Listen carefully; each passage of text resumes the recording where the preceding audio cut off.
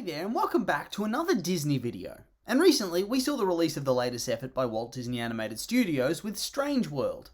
And coming into this film, I was really not all that hyped. I saw the trailers, and besides it being vaguely sci-fi, nothing really gripped me. I don't know what it was, but it just felt very forgettable, even from that first trailer. I mean, I liked the overall vibe, I guess, but nothing beyond that. And this feeling persisted all the way to me sitting down in the cinema and actually watching the film. And for those that haven't seen the film, which is a lot of people if you take a look at the box office numbers, I'll give a brief rundown of the plot. Strange World is primarily the story of 3 generations of the Clade family. Jaeger Clade, an explorer who went missing 25 years ago. Searcher Clade, his son, who discovered a plant that revolutionized society and established him as an agricultural giant.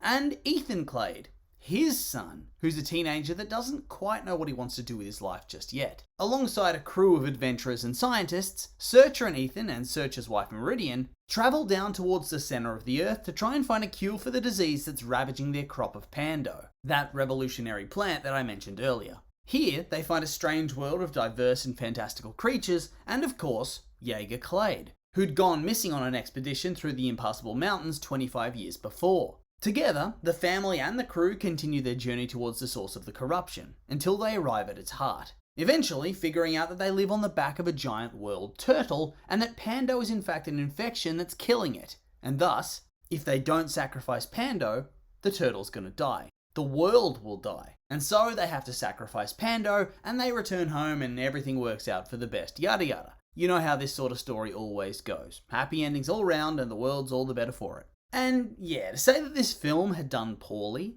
that would be an understatement. The film had a budget of $135 to $180 million, depending on which source you listen to. And it was projected to gross around $30 to $40 million for its opening 5-day weekend, which, well, yeah, that didn't end up happening. In fact, I think this is a worst case scenario for Disney, as they've had one of their biggest financial failures in animation in years. The film, instead of those decent estimates I mentioned earlier, went on to gross $18.6 million for its opening 5-day weekend, which, yeah, that's pretty bad for Disney. It almost certainly means they're going to lose a significant sum on this film, with some estimates suggesting that it's set to lose over $100 million, which, yeah, that's pretty bad. It's always so weird to see a major studio crank out such a massive flop. Jeez. But anyway, there have been a number of reasons discussed in the media as to why the film failed financially, but the main ones that I've seen have been poor audience scores. For reference, the film currently has a 65% audience score on Rotten Tomatoes, combined with an average critical score, which is 74% on Rotten Tomatoes, and on top of that, an unoriginal premise and poor marketing. You know, just that cherry on top.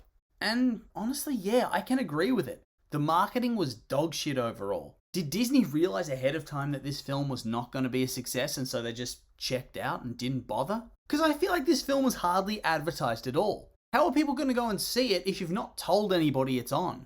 On top of that, yeah, the premise is honestly, I don't know if it's being unoriginal that's the reason it's bad, but for me, it just feels like a massive genre mismatch. I just don't think that sci-fi and Disney go all that well together. Decades of Disney films have really cemented Disney Animated Studios as a brand that mostly deals with fantastical adventures. I don't see people getting hyped for sci-fi from Disney. I don't hear them clamoring for it. They've tried it before with Treasure Planet, and what do you know? It was another box office bomb. I get that studios sometimes want to try something new, but I feel like an established brand like Disney really doesn't have that wiggle room. Pixar, DreamWorks, literally any other animated studio, they're not as confined, I feel. Although, Pixar does have its own version of this. Feels like every Pixar film has to think outside the box and push new limits, or it doesn't feel like a Pixar film. But Disney doesn't have that luxury. They built their brand a certain way over the decades, and now they kind of have to stick by it. Either historical fantasy type stuff, or talking animals. That's their wheelhouse, those two things. Yeah, there are some exceptions, Wreck-It Ralph and Big Hero 6 come to mind, but those played into popular things. Princesses, video games, superheroes. I don't think pulp sci-fi is quite on the same level of popularity as those, if I'm being honest. Just wasn't a good fit. And on top of that, from my point of view at least, there was no real draw to this thing. The story itself was very, very dull. It was serviceable, an enjoyable flick I suppose, but there was nothing that really held your interest. The characters were largely two-dimensional. They were surface-level type characters. For the most part, very generic, underdeveloped, like I said. And as I mentioned earlier, the genre, it was a mismatch for the studio, so it wasn't bringing in people with that. And on top of that, the story is very basic. I get that it's a homage to pulpy sci-fi serials and all that, but doesn't mean you can't make a story that's a bit more complex than that. The world's moved on. It didn't need to be some crazy script with heaps of twists and turns, but at the same time, this film doesn't try to do anything. Doesn't do anything new at all. It just plods along and treads over a lot of classic Disney tropes. Family conflict, parental acceptance, all of that. And that's fine if they want to rehash old tropes. But at the same time, you have to do it in a way that's compelling, in a way that is equal to what we've seen before.